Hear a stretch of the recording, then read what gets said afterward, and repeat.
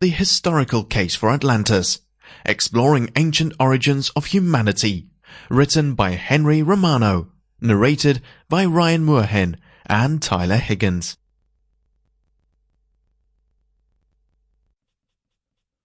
Part 1.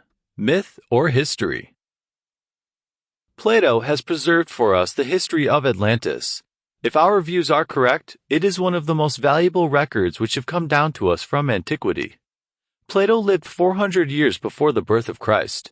His ancestor, Solon, was the great lawgiver of Athens 600 years before the Christian era.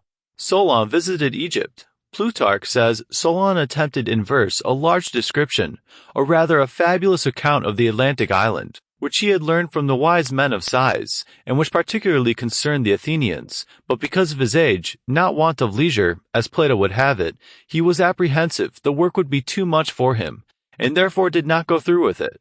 These verses are proof that business was not the hindrance. I grow in learning as I grow in age.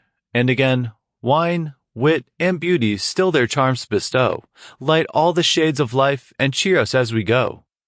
Plato, ambitious to cultivate and adorn the subject of the Atlantic island as a delightful spot in some fair field unoccupied, to which also he had some claim by reason of his being related to Solon, laid out magnificent courts and enclosures, and erected a grand entrance to it, such as no other story, fable, or poem ever had. But as he began it late, he ended his life before the work, so that the more the reader is delighted with the part that is written, the more regret he has to find it unfinished.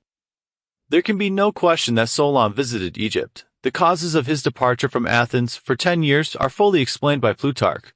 He dwelt, he tells us, on the Canopian shore, by Nile's deep mouth.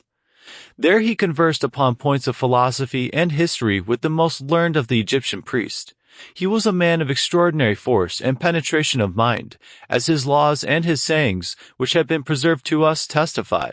There is no improbability in the statement that he commenced in verse a history and description of Atlantis, which he left unfinished at his death, and it requires no great stretch of the imagination to believe that this manuscript reached the hands of his successor and descendant, Plato, a scholar, thinker, and historian like himself, and, like himself, one of the most profound minds of the ancient world.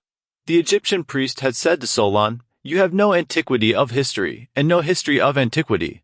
And Solon doubtless realized fully the vast importance of a record which carried human history back not only thousands of years before the era of Greek civilization, but many thousands of years before even the establishment of the Kingdom of Egypt.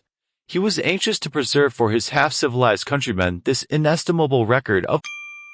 Sample complete. Ready to continue?